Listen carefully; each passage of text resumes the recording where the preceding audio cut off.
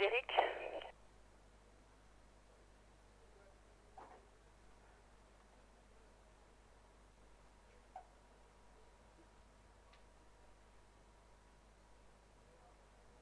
Frédéric, tu m'écoutes?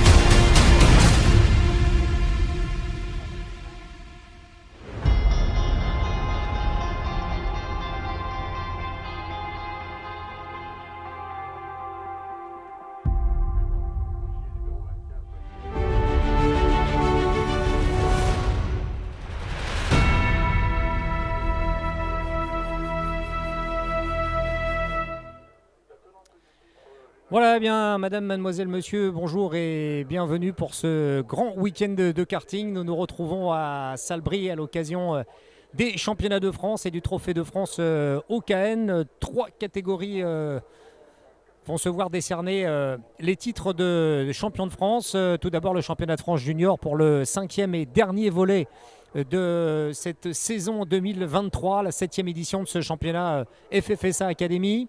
Nous aurons les féminines qui vont également s'affronter. Elles sont 27 à se disputer ce nouveau titre de championne de France. On va y revenir dans un très court instant puisqu'elles sont en pré-grille pour le début de cette première manche qualificative de ce week-end. Et puis nous aurons également les plus jeunes, les mini 60.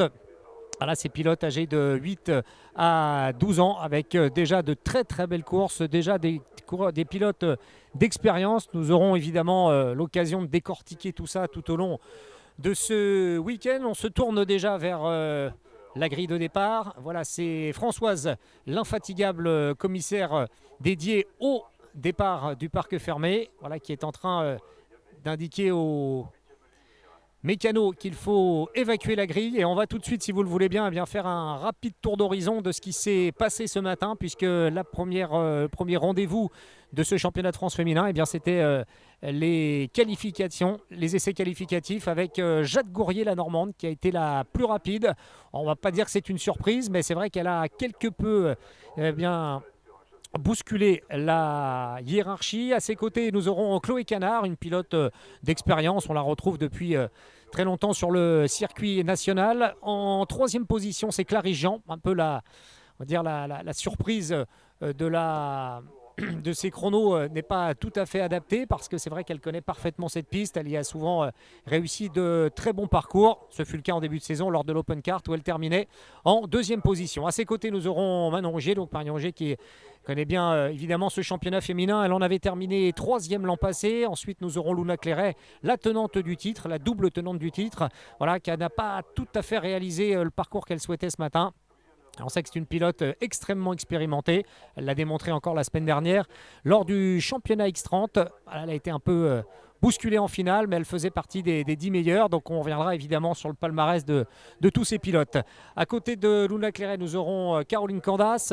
Elle a déjà obtenu le titre de championne de France, c'était en 2020. Elle a depuis réalisé un très très beau parcours sur les pistes automobiles en 208 et 308 Peugeot. Voilà, on y reviendra également, mais elle est revenue pour faire une petite pige pendant ce week-end et elle tentera de récupérer le titre qui fut le sien en 2020. Voilà, le peloton s'élance. C'est donc cette première manche qualificative qui nous est proposée sur 11 tours, 15 km pour débuter. Là, il y aura des manches tout au long de cette journée, donc 3 manches qualificatives. Voilà, on décortique ici à l'écran les noms de celles qui vont s'affronter. Donc on continue de remonter. Mathilde Abran, Alexandra Cortinovis, Lola Polican, Pauline Dabert. Voilà des noms qui nous sont évidemment familiers. Un petit peu moins familiers, mais diablement efficaces avec la pilote numéro 8, voilà, qui sera aux premières loges, Marine Minier. Voilà, un parcours tout à fait étonnant. On va également y revenir, mais c'est l'une de ses toutes premières compétitions. Voilà, sa 4e course seulement. Et elle s'est permis ce matin d'aller chercher cette 11e place. Voilà, elles sont en train de se mettre en ligne. Un tour pour se lancer. Et nous rappelons qu'il y aura 11 tours à couvrir. On continue de remonter la grille de départ. Voilà, on a vu Sophie Caillot qui a été un petit peu retardée. Voilà, on va revenir sur l'identité de toutes ces pilotes tout au long du week-end. Voilà, plus ou moins expérimentés. Voilà, quelques instants encore.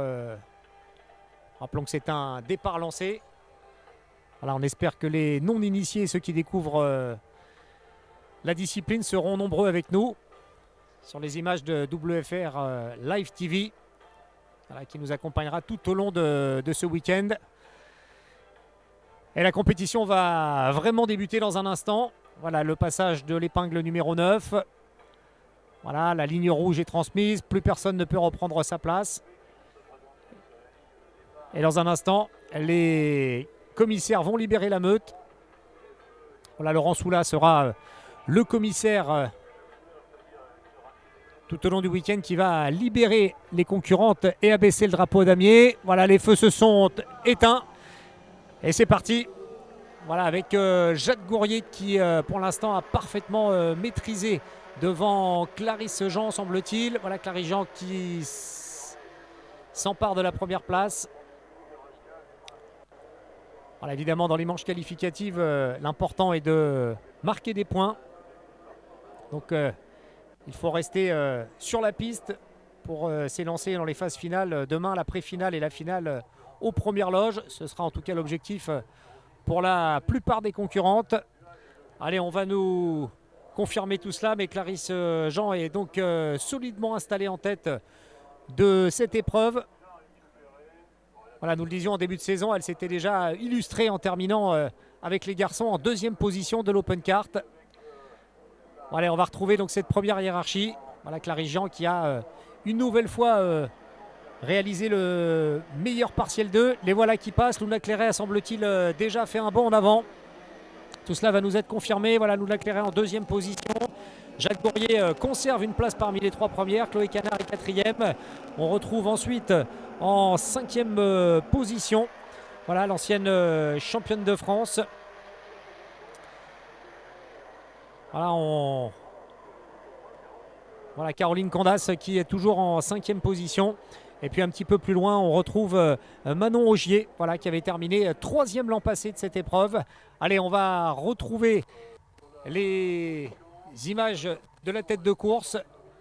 Donc pour l'instant, pas de changement aux premières loges. Voilà, Clarisse Jean s'est envolée. Elle a une bonne quinzaine de mètres d'avance sur ses adversaires, alors que c'est Luna Clairet, poussée dans ses retranchements par Chloé Canard, voilà, qui est là, qui pousse à l'entrée de cette épingle numéro 9. Voilà, Chloé Canard qui s'est emparée de la 2e place. Donc cela nous fait Canard en 2e position, Luna Clairet en 3e position. Voilà, Caroline Candas a grappillé une place, elle est maintenant 4e. Voilà, Marion Augier est en 5e position. Voilà, Manon Augier qui vient clôturer ce groupe de tête. Alors que Jade Gourrier a maintenant rétrogradé en 6e position.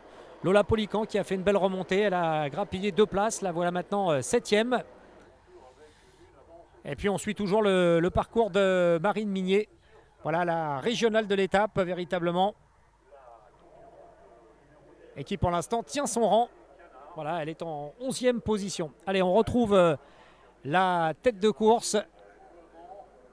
Voilà, Clarisse Jean qui continue d'accentuer son avance alors que Chloé Canard semble trouver le rythme. Elle vient de réaliser le meilleur secteur 2.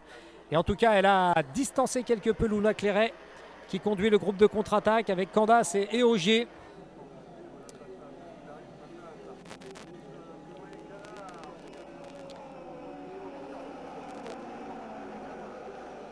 Voilà, pas de changement pour les 5 premières. On va noter l'excellent temps de référence de Jade Gourrier qui occupe toujours la 6e place et qui a réalisé le meilleur temps.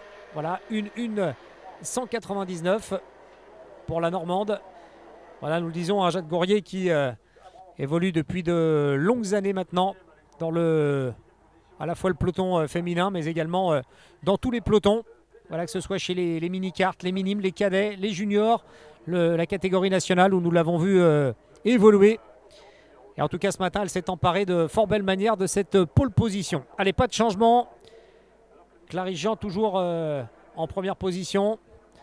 Voilà, on essaye. Voilà, l'écart était supérieur à 1 seconde. Est-ce que Chloé Canard a gommé une partie de son retard? C'est ce que nous allons vérifier lors du passage sur la ligne d'arrivée. Voilà, Clarisse Jean qui passe en première position. Ah, l'écart n'est plus que de 7 dixièmes et demi. C'est-à-dire que Chloé Canard est en train d'accentuer le rythme. Voilà, pas de changement derrière, toujours Clairet, Candas, Gourrier et Augier, suivi de Lola Polican qui réalise pour l'instant un excellent parcours. Alors on va voir ce qu'il en est. En tout cas, Chloé Canard semble parfaitement en place. Voilà, elle a perdu un peu de temps au départ dans le peloton, mais une fois qu'elle s'est emparée de la 2e place, eh bien c'est elle qui est en train de donner le rythme. En tout cas, elle a assez nettement décramponné Luna Clairet. L'expérimentée pilote de l'équipe sudiste Karting Pro, mais francilienne d'origine. Voilà Luna qui était passée tout à l'heure avec 1 seconde 3 de retard sur Clarisse Jean. Voilà, elles vont nous rejoindre sur la ligne d'arrivée. Chloé Canard n'est plus qu'à 6 dixièmes. Elle a grappillé presque 1 dixième et demi lors du dernier tour. Alors que derrière, eh bien, on se bat déjà pour les places d'honneur.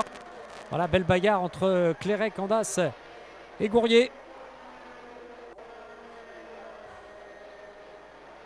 Voilà, Jade Gourrier qui vient une nouvelle fois d'améliorer le meilleur temps. Ah, l'écart n'était plus que de 5 dixièmes, un petit peu moins de 7 dixièmes, de 6 dixièmes, pardon. Et la Chloé Canard, visuellement, nous le constatons, est en train de fondre sur son adversaire. Voilà, lorsqu'elles vont passer, nous serons à mi-course. Et on peut penser que Chloé Canard n'a pas dit son dernier mot. Voilà, l'écart sera tout juste supérieur à 3 dixièmes. Hein. Cela devrait se confirmer lors de ce passage. Voilà, 3 dixièmes tout rond et Chloé Canard s'empare au passage de la meilleure performance de l'épreuve. Voilà, 1.00 473 pour Chloé Canard. Voilà, 1.00 472 pour Chloé Canard, seulement en 3 dixièmes d'écart. Voilà, on la retrouve là-bas au bout de cette ligne droite. Alors que du côté du groupe de contre-attaque, Luna Clairet semble se défaire petit à petit de Jade Gourrier, de Caroline Candace.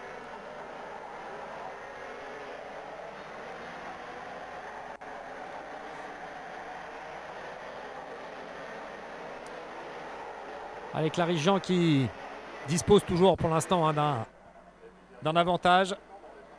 Chloé Canard plafonne peut-être légèrement, mais l'écart sera à coup sûr inférieur à 3 dixièmes, c'est-à-dire qu'elle se rapproche. Voilà. 0,265. On va dire que Canard a tout à fait les moyens d'aller chercher la première place. Voilà, on l'aperçoit là-bas dans le passage des épingles, très proche de son adversaire, alors que derrière, eh bien, Jade Gourrier s'est emparé au profit de Luna Clairet de la 3e place. Alors qu'au bout de la ligne droite, eh bien, c'est Chloé Canard qui plonge et qui s'empare de la première place dans cette manche qualificative. Voilà, il est vrai que ce n'est jamais simple d'être en première position. Donc Clarisse Jean va probablement en profiter pour se reposer avant peut-être d'exploiter les 3 derniers tours pour reprendre la première place. En tout cas, c'est un début parfait pour les 2 concurrentes que nous avons aux premières loges. Voilà, elle devrait logiquement conserver ces 2 places compte tenu d'un écart conséquent. Voilà, on va retrouver en 3e position maintenant Jade Gourrier qui passe avec un retard de 2 secondes 414 par rapport à Chloé Canard. Donc elles sont logiquement à l'abri. Après première, deuxième, le jeu en vaut-il la chandelle? Voilà, mais Canard semble irrémédiablement partir vers la victoire.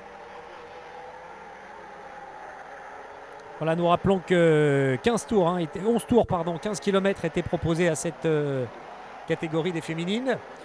Et puis juste avant la pause déjeuner, nous aurons 2 manches qualificatives pour les mini 60, donc les plus jeunes pilotes âgés de 8 à 12 ans.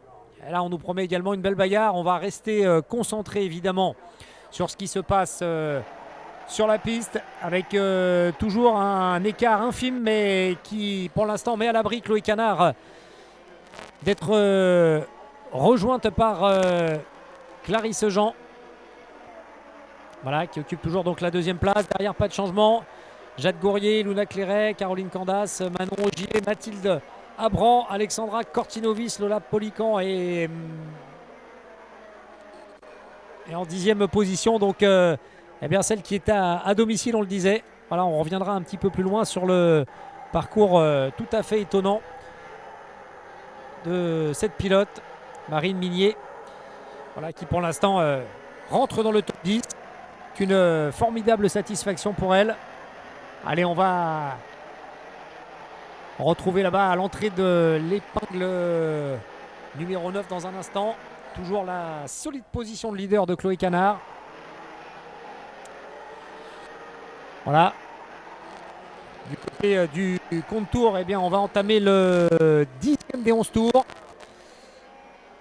Voilà, donc au prochain passage, ce sera le dernier tour de course. Voilà, sur ce circuit de 1470 mètres, l'un des plus grands circuits de France. Alors on le disait, qui a souvent donné lieu à de grandes bagarres dans de grandes épreuves. Les championnats du monde, les championnats d'Europe et puis des championnats de France, évidemment, très régulièrement sur cette piste, qui est l'une des pistes incontournables du calendrier français.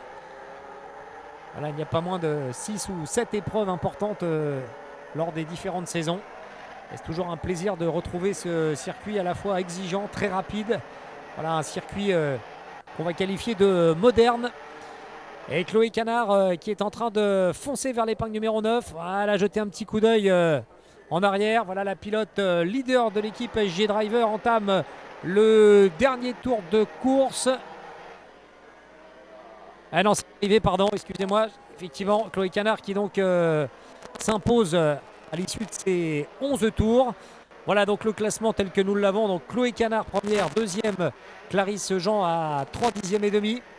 Jade Gourrier troisième. La poleman a parfaitement rétabli une situation qui était un petit peu compromise en début de course. Elle s'est fait un peu bousculée par la hiérarchie. Eh bien, elle n'a pas baissé les bras et elle a repris cette très belle troisième place. Caroline Cordas a gagné 2 places et termine donc quatrième.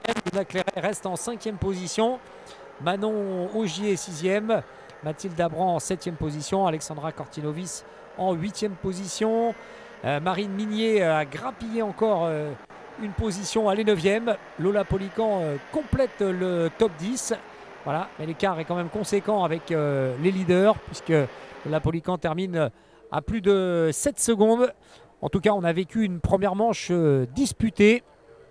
Après, elles sont restées très calmes. Voilà, il n'y a pas eu de manœuvre antisportive. Voilà, nous l'avons dit, l'essentiel est de marquer des points, de rester sur la piste. Et pour l'instant, le contrat a été rempli par la plupart des pilotes, voilà, qui sont en train de rentrer au parc fermé.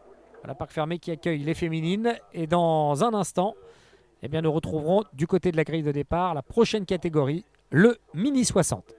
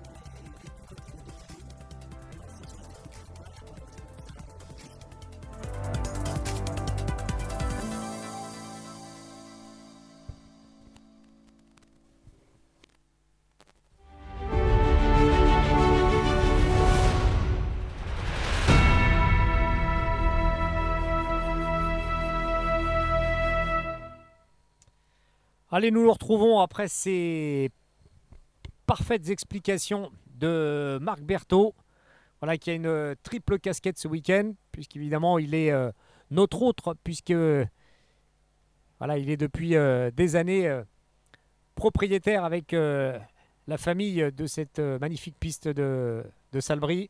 Voilà, lui qui a été un excellent pilote, puisqu'à 5 reprises il a été champion de France.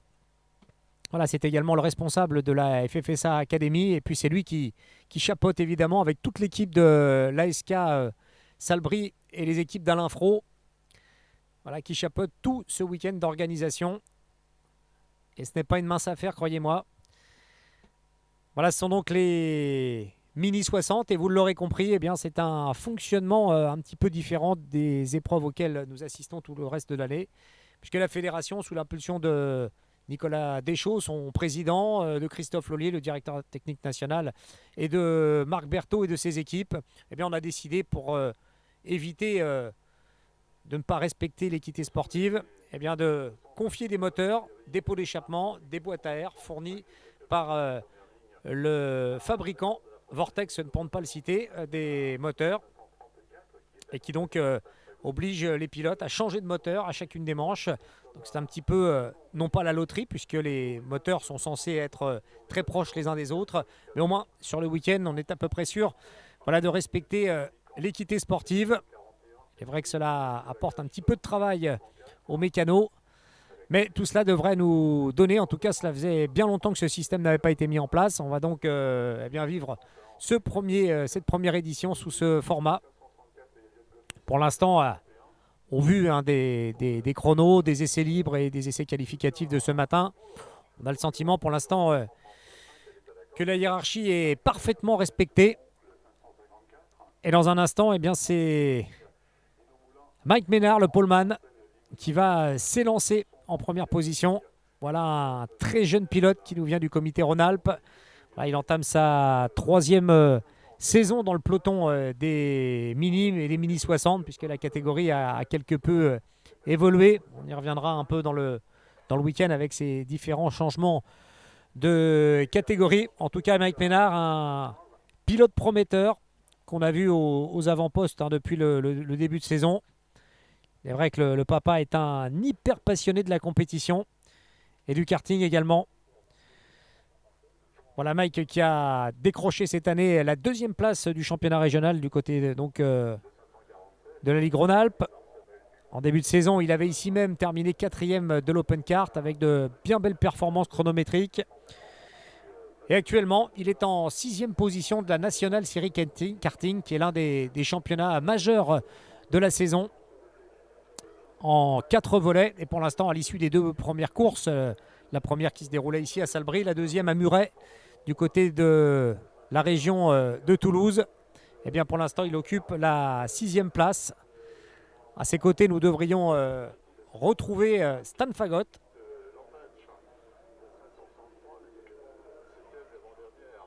Voilà, nous attendons donc la confirmation des différentes positions. En tout cas, une grille conséquente. Ils seront 72 à s'affronter tout au long du week-end. Donc cela donne beaucoup de travail à la fois aux mécanos, aux organisateurs.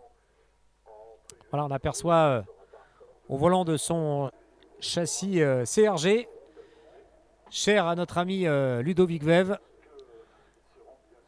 Voilà, avec Mike Ménard qui sera donc le premier à s'élancer pour lancer ce week-end réservé aux minimes.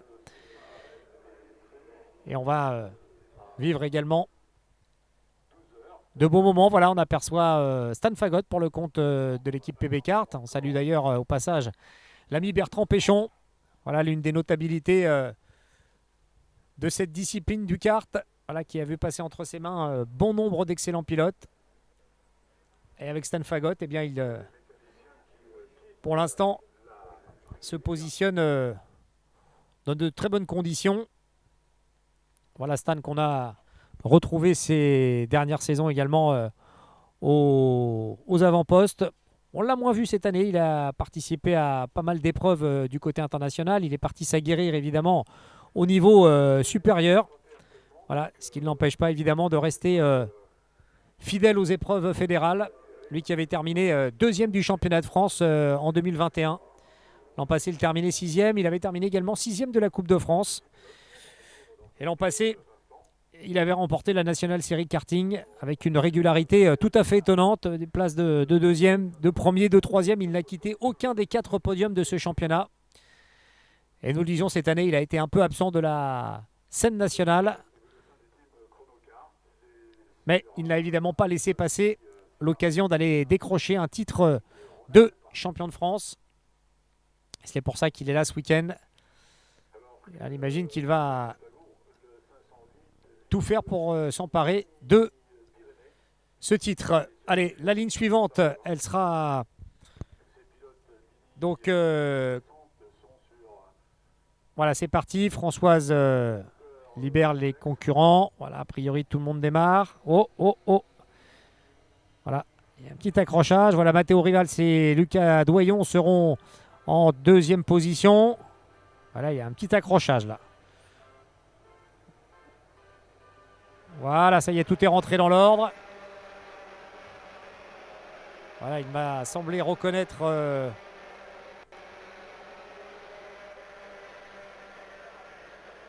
Nathan Rouxel peut-être.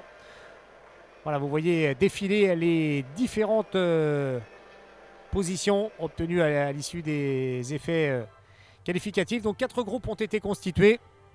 Et nous aurons deux manches à chaque fois. Donc cela nous fera 6 manches qualificatives mini 60.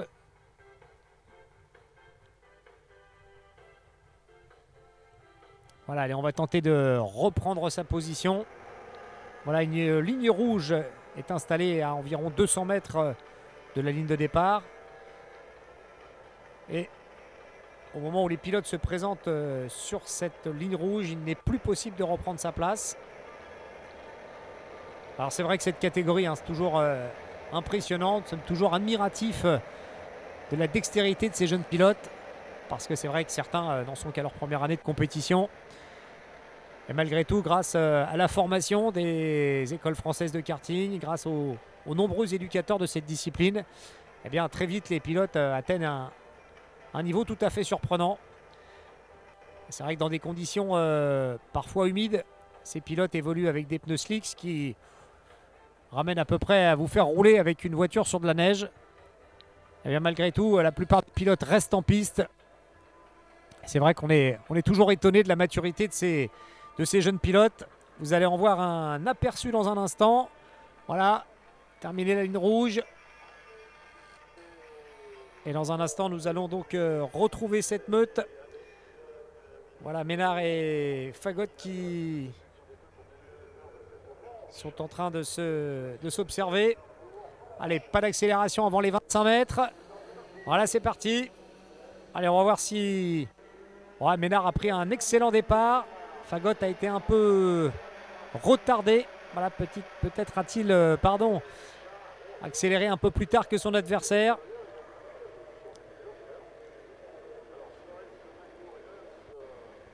Ah, ça a bougé, ça a bougé devant. On va avoir une hiérarchie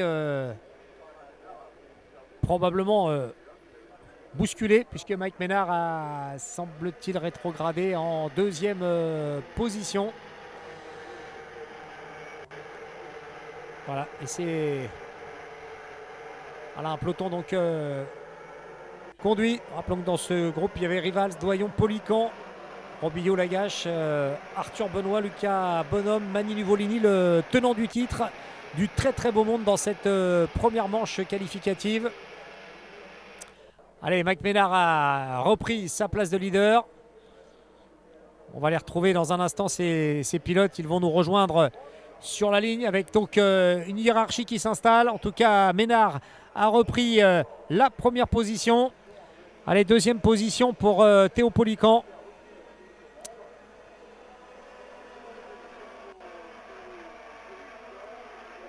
Un Polican qui, évidemment, bénéficie probablement de la filiation.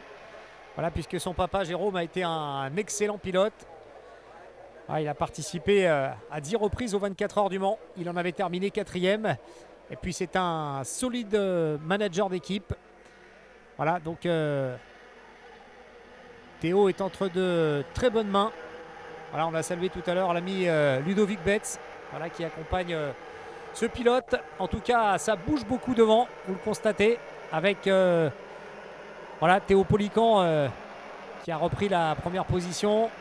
Ménard et Rivals sont au coude à coude. Voilà, on retrouve également Arthur Benoît qui était passé en 4e position et qui conserve cette place. Voilà, Polican est en train de prendre quelques mètres d'avance. Nous rappelons que ces Mini 60 ont 9 tours à couvrir. Voilà, on aperçoit les différentes consignes du bord de la piste qu'on donne à ces jeunes pilotes. En tout cas, pour l'instant, Polican fait cavalier seul. Il est passé avec 3 dixièmes et demi d'avance. Voilà, Rivals, Benoît, Nuvolini, Doyon, Fagot, Bonhomme, Robillon-Lagache, pas de changement. Alors que Liam Berdinel est passé en 10e position. Mais Polican doit voir déjà revenir ses adversaires. Voilà, Mike Ménard a quasiment opéré la jonction au bout de cette ligne droite. Bon, c'est serré, hein. On a des positions très resserrées. Vous le voyez, un peloton très compact. Voilà, on le disait, hein, les directives de la fédération. Ces moteurs mis à disposition par l'organisation, eh bien, font qu'il y aura peut-être beaucoup moins de différence entre les moteurs. Et en tout cas, pour l'instant, ça nous offre un très très beau spectacle. Donc toujours Polican devant Ménard.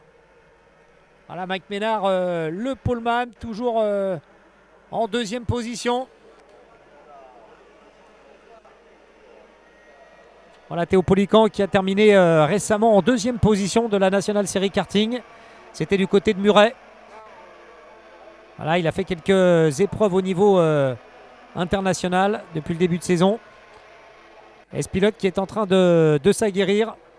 En tout cas, pour l'instant, eh bien, il conserve la première position. Voilà, alors que c'est Antonin Bouchard qui a réalisé le meilleur temps. Ouais, Polican s'est retourné 2-3 fois. Voilà, quand ils vont passer sur la ligne d'arrivée, nous serons quasiment à mi-course.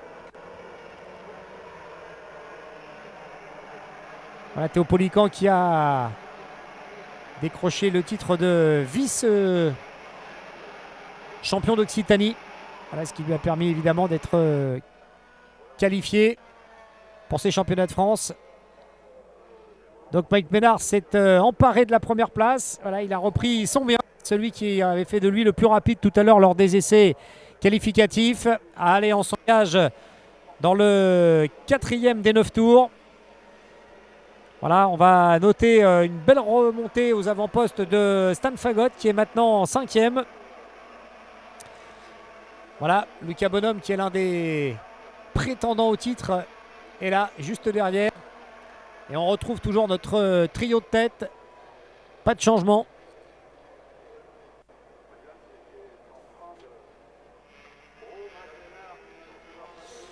Voilà, Théo Polican qui plonge et Matteo Rivals s'en profite également. Donc Mike Ménard rétrograde de 2 places. Mais évidemment, il n'a pas dit son dernier mot.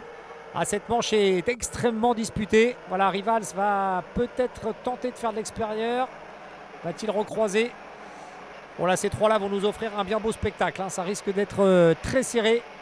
Évidemment, on veut entrer en matière de la plus belle des façons du côté des Mini 60. Et on veut marquer les esprits lors de cette première manche. Matteo Rivals a tenté de se décaler. Et pour l'instant, Polican entame le 5e tour solidement installé en tête de l'épreuve. Voilà, Matteo Rivals qui est en 2e position. Lui qui avait terminé 7e du championnat de France l'an passé. C'était du côté de Soucy. Et qui réalise une bonne saison au niveau national puisqu'il occupe pour l'instant la 9e place de la NSK. Nous le disions, un des championnats majeurs de la saison. Et pour l'instant, eh bien, Matteo Rivals réalise probablement l'une de ses meilleures performances au niveau national. Bon, derrière, ça se bagarre dur également. Voilà, on a vu Stan Fagot bousculé par la concurrence. Voilà, il était passé tout à l'heure en 6e position. Il a légèrement rétrogradé, peut-être 7 ou 8e. Voilà, mais en tout cas, le trio de tête est maintenant solidement installé. Et on va les retrouver toujours Polican, Rivals et Ménard. En embuscade, nous retrouvons le tenant du titre, Mani Nuvolini. Il a créé la surprise l'an passé en obtenant dès sa première saison à 8 ans le titre national. Voilà, lui aussi a décidé de s'aguerrir au niveau international. Et il n'hésite pas à aller se confronter aux meilleurs pilotes européens. Et Mani Nuvolini, donc, qui a terminé en 3e position de la Ligue Rhône-Alpes cette année. Et là également, on le disait, on parle de filiation. C'est vrai qu'il y a beaucoup de pilotes qui n'hésitent pas à mettre leurs enfants dans cette discipline. Eh bien, c'est le cas puisque Mani n'est autre que le fils de Stéphane Nivolini, qui fut champion de France également en 1995 dans la même catégorie que son fils. L'histoire était très belle l'an passé. Et c'est un garçon, Stéphane, qui a été un des tout meilleurs pilotes de sa génération, titré au niveau national en KZ. En catégorie KZ, c'est carte à boîte de vitesse. Il fut également 3e de la Coupe de France il y a de cela quelques saisons. Autant dire que chez les Nuvolini, on sait ce que c'est que la compétition. On connaît parfaitement le kart. Et Mani, pour l'instant, est en 4e position. Il sent le trio de tête à portée de main.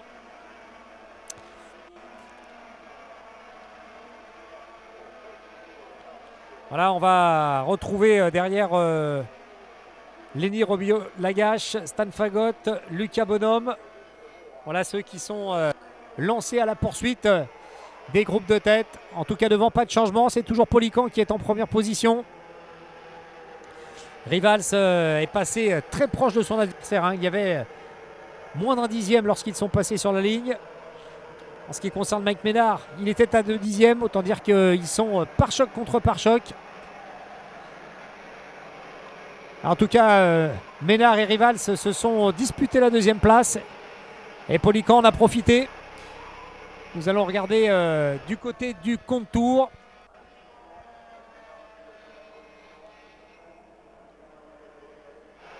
Allez, Mike Ménard très rapidement s'est remis dedans. Il a comblé déjà une partie de son retard. Alors que le dernier tour s'annonce maintenant. Et Polican va devoir non pas puiser dans ses réserves, mais contrôler. Effectivement, Mike Ménard en a profité. Le poleman est revenu. Il va vraiment très vite en cette fin de course. Voilà, Polican maintenant en 2e. On retrouve Rivals en 3e position.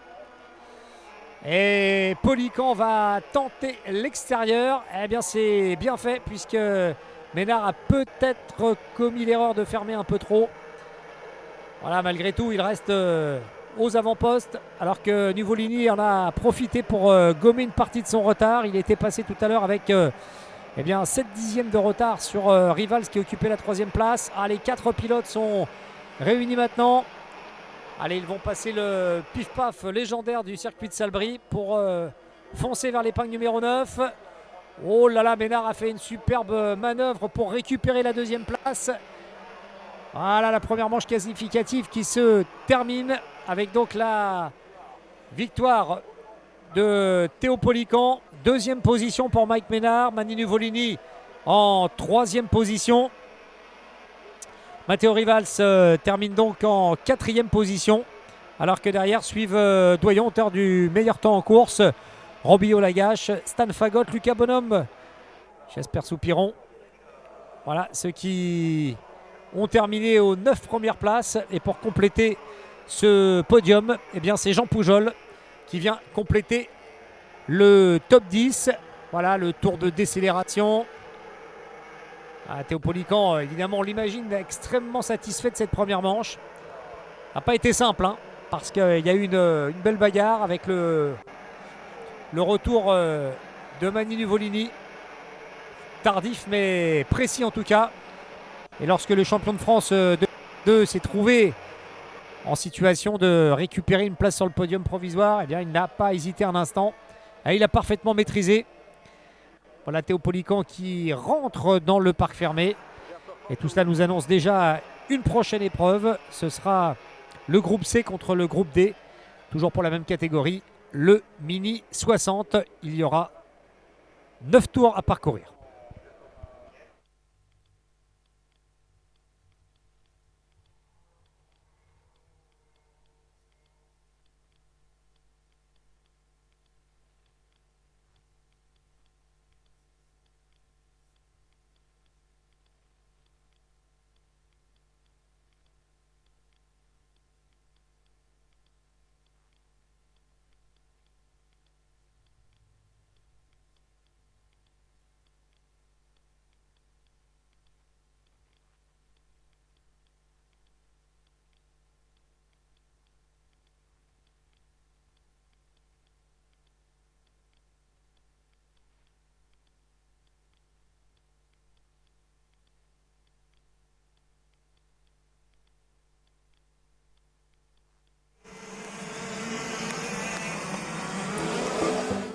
Le circuit Carroll faisait son grand retour au calendrier FFSA Karting les 25 et 26 juin 2022 lors de l'épreuve d'ouverture du championnat de France long circuit.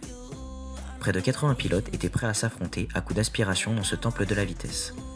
3 catégories, KZ2, KZ2 Master et KZ2 Gentleman étaient au programme. Fort d'une longue histoire pleine de rendez-vous majeurs en karting, les circuits Carroll évoquaient aussi la personnalité de Jean-Pierre Deschamps, son ardent défenseur récemment disparu.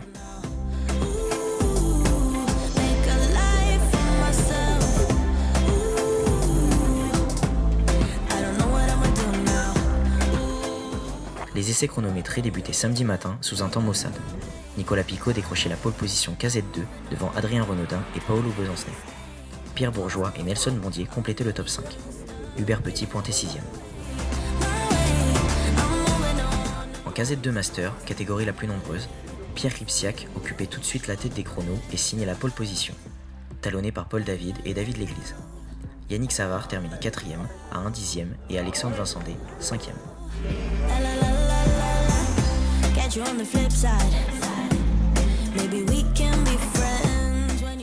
Emmanuel Galichon était le plus rapide des KZ2 Gentleman sous le chrono, mais Claude Montero le suivait à 5 centièmes seulement.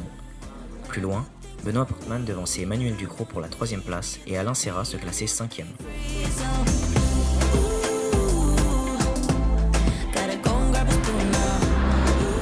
La pluie accompagnait les manches qualificatives samedi après-midi, mais tout se passait bien. Adrien Renaudin avait repris l'avantage en KZ2 face à Hubert Petit et Nelson Bondier. Paul David menait en master devant Nicolas Roy-Sansac et David L'Église. Chez les Gentlemen, Yann Vuillermoz devançait Emmanuel Ducrot et Claude Montero.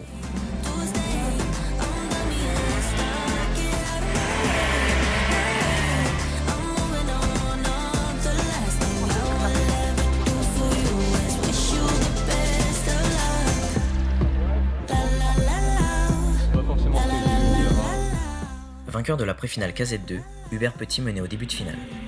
Il était ensuite attaqué par Paul Besancenais. Nicolas Picaud prenait les commandes, puis Nelson Bondier le relayait.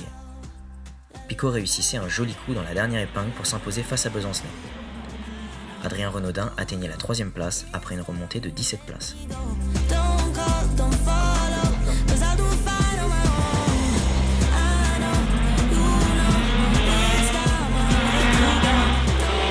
Mathieu Legout et Paul David s'entendaient pour s'échapper en tête de la finale KZ2 Master face à Yannick Savard et Pierre Gilbert. Comme en pré-finale, Legout sortait en tête du dernier tour et gagnait devant David. Alexandre Vincendé était revenu en 3e position devant Grégory Leder.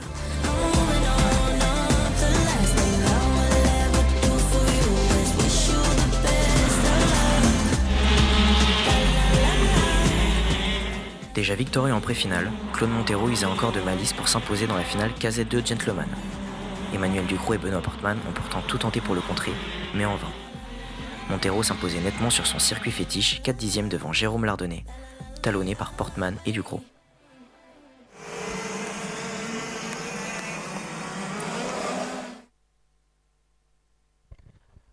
Allez, retour sur la grille de départ pour la deuxième manche qualificative Mini 60. Donc nous rappelons, 4 groupes ont été constitués. Donc les groupes A, B, C, D. Nous avons vécu tout à l'heure la première manche qualificative entre les A et les B. C'est au tour des deux groupes suivants de s'affronter. Tour également dans ce championnat de France. Là, vous avez découvert évidemment pendant quelques minutes cette très très belle vidéo sur le circuit Carole à l'occasion des championnats de France long circuit KZ. Voilà, nous en parlions tout à l'heure lorsque nous retracions le parcours sportif de Stéphane Nuvolini. Eh bien, c'est au volant de cette machine qu'il a obtenu ses derniers titres. Voilà, une discipline extrêmement rapide puisque on peut sur certains circuits atteindre les 180-185 km/h. Donc une discipline très spectaculaire, mais diablement intéressante. En tout cas, ce que nous allons maintenant découvrir devrait l'être également, puisque nous allons retrouver en première position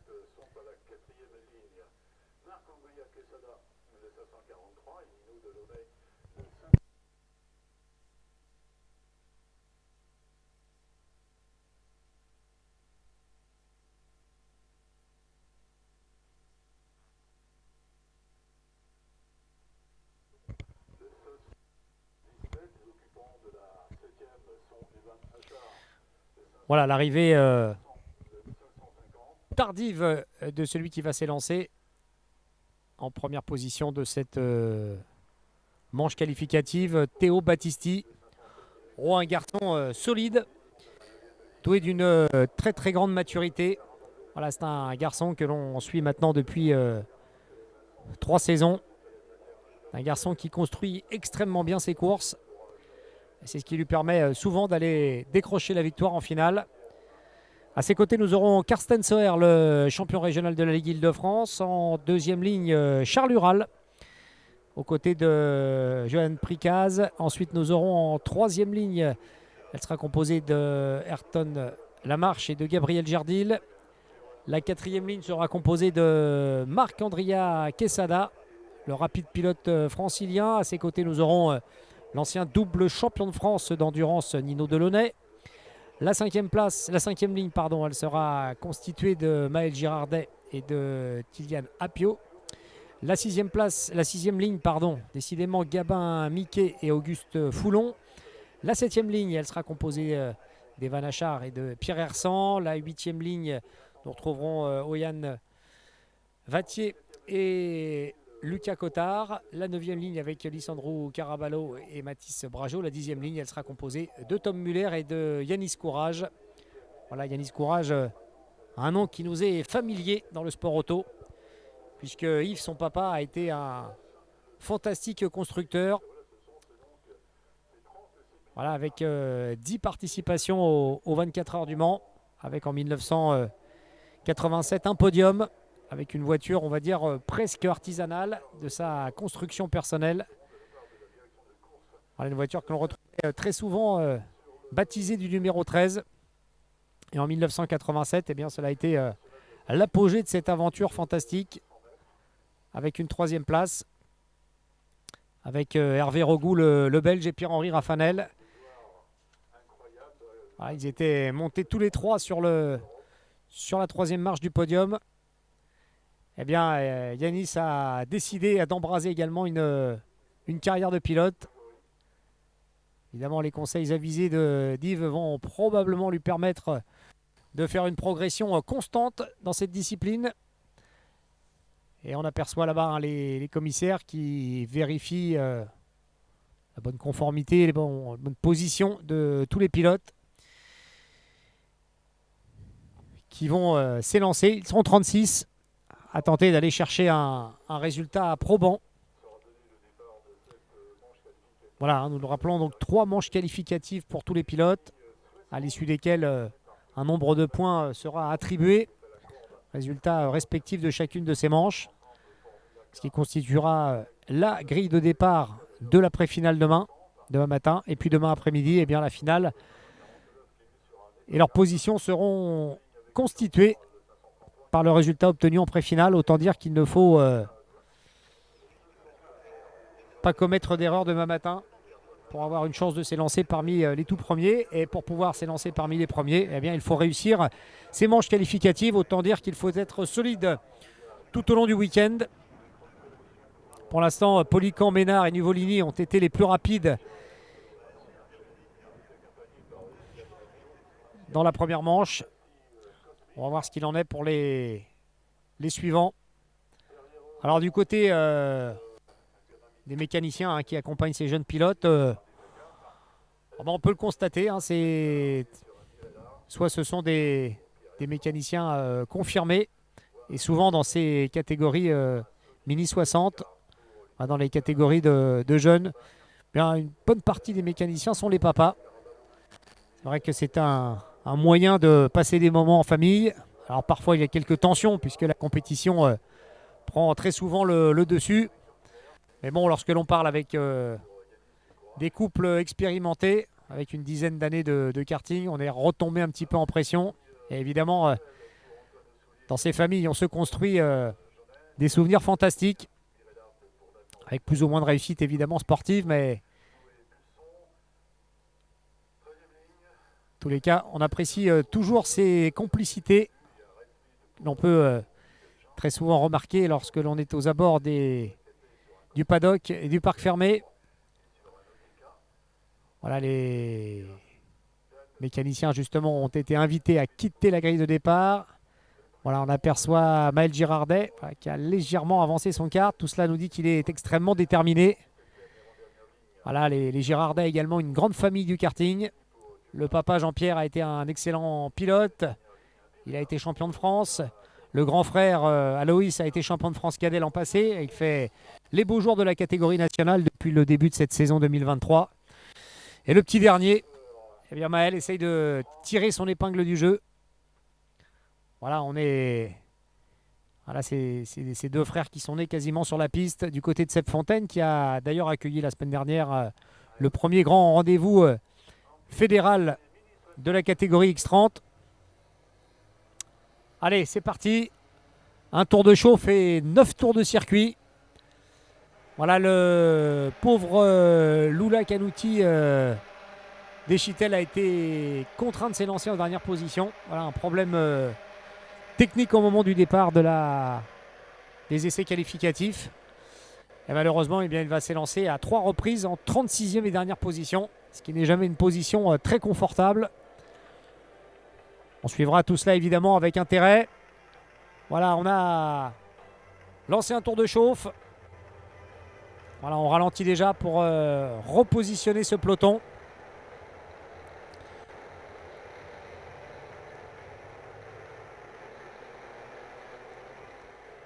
Voilà, on va retrouver Théo Battisti aux premières loges de ce peloton. C'est lui en tout cas qui va donner l'impulsion au moment du départ. Donc nous rappelons un tour de chauffe. Première partie du tour de chauffe effectuée très rapidement pour chauffer le moteur et les pneus. Et là, il y a déjà des différences parce que certains pilotes sont capables de faire monter leurs pneus en température extrêmement rapidement, ce qui leur donne évidemment une efficacité immédiate au début de manche. Elle est belle cette image avec nos 36 pilotes. Les images WFR Live TV, le partenaire de la Fédération française du sport automobile, qui va nous accompagner avec tous ces techniciens tout au long du week-end, en espérant pouvoir vous faire vivre au mieux. Si vous n'êtes pas avec nous sur le circuit, eh bien on va essayer de vous faire vivre au mieux ce qui se passe ici sur ce circuit international basé en Sologne. Ah là là! Eh oui, le numéro 532, Matteo Refour, n'a pas démarré. Ce sont les aléas du sport mécanique. Et malheureusement, eh bien, il va devoir s'élancer une fois le peloton passé, parce que son kart a, semble-t-il, redémarré. Donc il va devoir laisser passer le peloton. Et ensuite, il pourra se lancer à la poursuite de la queue du peloton. Allez, les 36 pilotes. On va se présenter dans cette dernière ligne droite. Accélération constante jusqu'aux 25 mètres. L'extinction des feux. Ah non, on redonne un tour. Voilà, vous voyez des pilotes qui lèvent le bras pour indiquer aux pilotes qui les suivent bien de ralentir. Voilà, on va refaire cette procédure de départ. Allez, on est reparti pour un tour. Voilà, ce qui va permettre à Matteo Refour de reprendre sa place. Il sera donc évidemment ravi de cette situation. Voilà, cela arrive parfois. s'il arrive des incidents techniques, si des choses ne sont pas tout à fait en place sur la piste, bien les commissaires par sécurité préfèrent redonner un tour. Et puis parfois, c'est vrai, ils ont de l'indulgence et probablement ont-ils redonné un tour pour permettre à Matteo Refour, le dossard 500,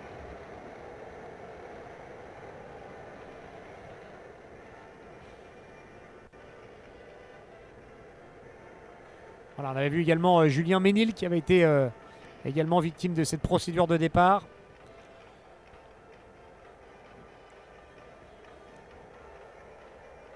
Allez, on va retrouver cette fois-ci le peloton au complet.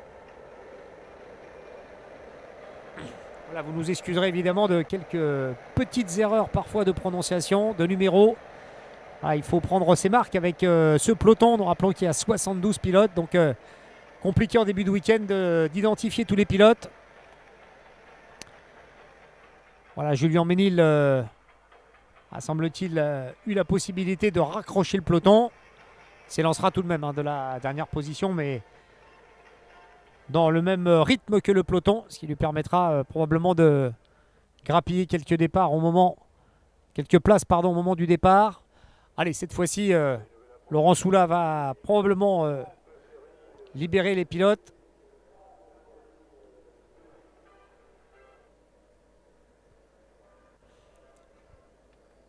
Allez, on a négocié l'épingle numéro 9. Voilà, un des hauts lieux de ce circuit qui donne souvent lieu à de belles passes d'armes, à de beaux dépassements.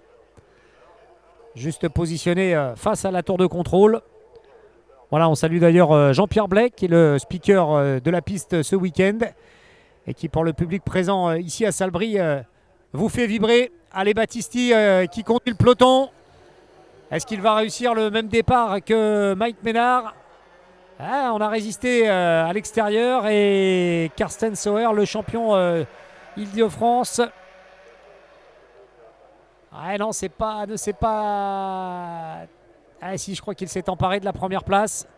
Voilà, Battisti est en deuxième position. Bon, on va les retrouver tout de suite en action dans la ligne droite. À cette ligne droite compliquée, parce que c'est vrai qu'on a parfois le sentiment visuellement qu'il y a des différences de mécanique. Et souvent, cette pointe de vitesse est conditionnée par la façon dont on négocie le virage en début de ligne droite. En tout cas, Battisti a, semble-t-il, profité parfaitement de cette situation parce qu'il s'est emparé immédiatement au bout de la ligne droite de la première position. Voilà, Battisti, donc troisième des essais qualificatifs.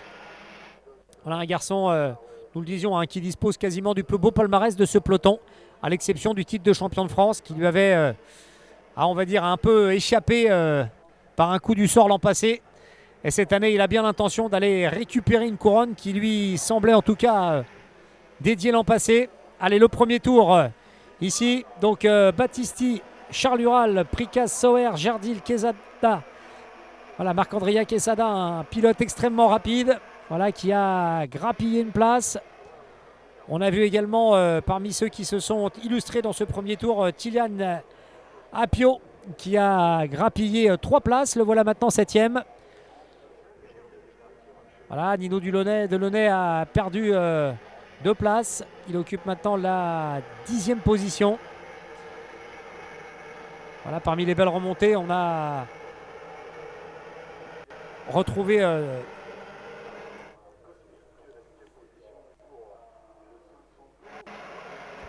voilà, Bruno qui a remonté cette place. Allez, on va suivre aux différents étages les bagarres. En tout cas, Battisti a déjà pris le meilleur sur ses adversaires. Voilà, il a déjà creusé l'écart. Il était passé tout à l'heure avec un écart de 3 dixièmes. Va-t-il avoir accentué son avance? On va avoir confirmation de tout cela avec notre tableau d'affichage. En tout cas, c'est lui qui passe en première position. La deuxième position, elle a été reprise par Carsten Sauer qui est passé avec près de 5 dixièmes de retard mais qui s'est emparé du meilleur temps en course.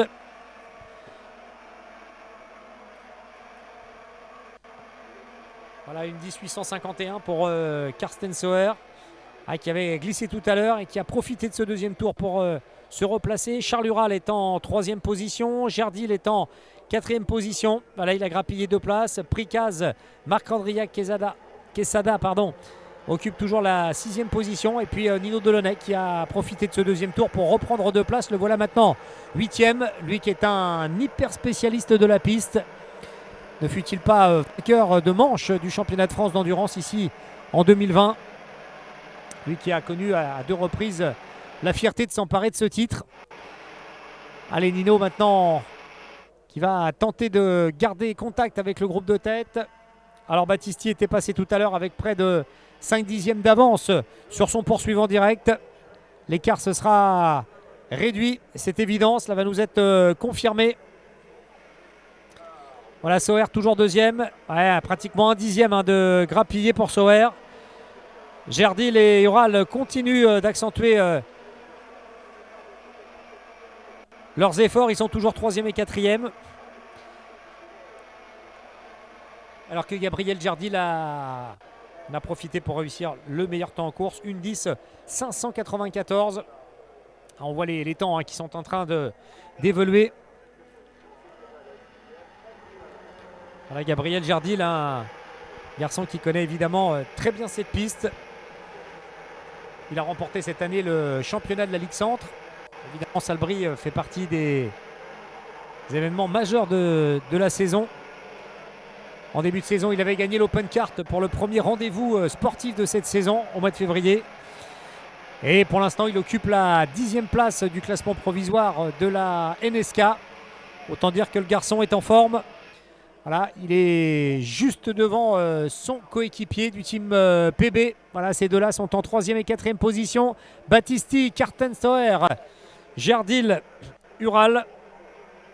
Voilà, Ural qui a ravi évidemment cette 3e place. Gerdil maintenant en 4e position. Voilà, il me semble même que Gerdil s'est fait prendre le meilleur par Marc-Andrea Quesada.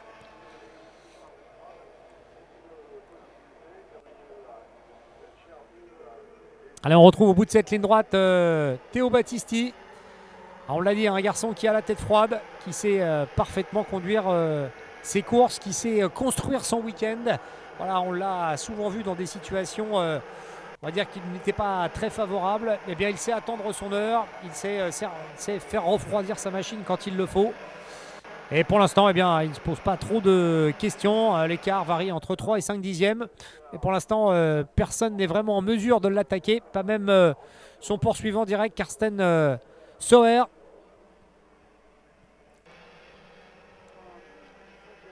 Allez, voilà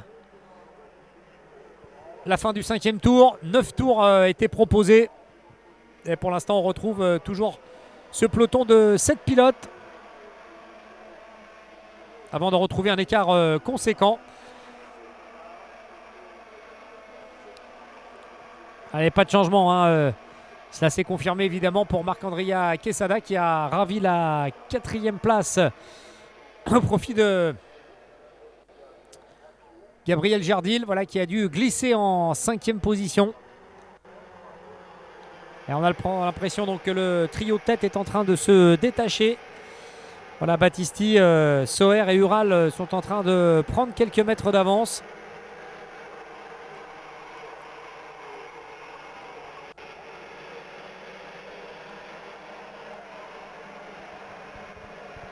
Allez, on va retrouver le contour. Voilà, lorsqu'ils vont passer devant nous, ils vont boucler le 6e tour. Et Battisti toujours solidement installé. L'écart n'est pas très important, mais pour l'instant, eh bien, il conserve un écart suffisamment conséquent pour le mettre à l'abri d'un éventuel retour. Même si Karsten Sauer continue de réaliser de belles performances chronométriques. N'a-t-il pas réussi le 3e meilleur secteur depuis le début de cette épreuve? Voilà, ça nous permet évidemment d'avoir des informations plus précises que les impressions visuelles. Voilà. On aperçoit là-bas Battisti qui se couche sur la machine pour essayer de grappiller quelques millièmes, quelques centièmes qui peuvent à tout moment faire la différence. Et là, nous le retrouvons donc. Alors que Karsten Sauer ne ménage pas ses efforts pour revenir. C'est le cas également de Charles Ural. Voilà, ces pilotes qui ont réussi de belles performances tout au long de cette saison. Ce sont en tout cas les leaders de la catégorie. Voilà, Charles Ural qui a terminé 3e du championnat de la Ligue Centre et qui connaît donc parfaitement les ficelles de ce circuit. Allez, Battisti qui entame un nouveau tour. Voilà, le 7e tour engagé maintenant. Pas de changement, les positions sont figées. C'est vrai qu'on a eu un petit peu moins de bagarre que dans la manche précédente. Tout à l'heure entre les Théo Polican, les Manini Volini, les Rivals. On a eu une bien belle bagarre. Et en tout cas, eh bien, nous allons connaître le premier trio de cette manche CD.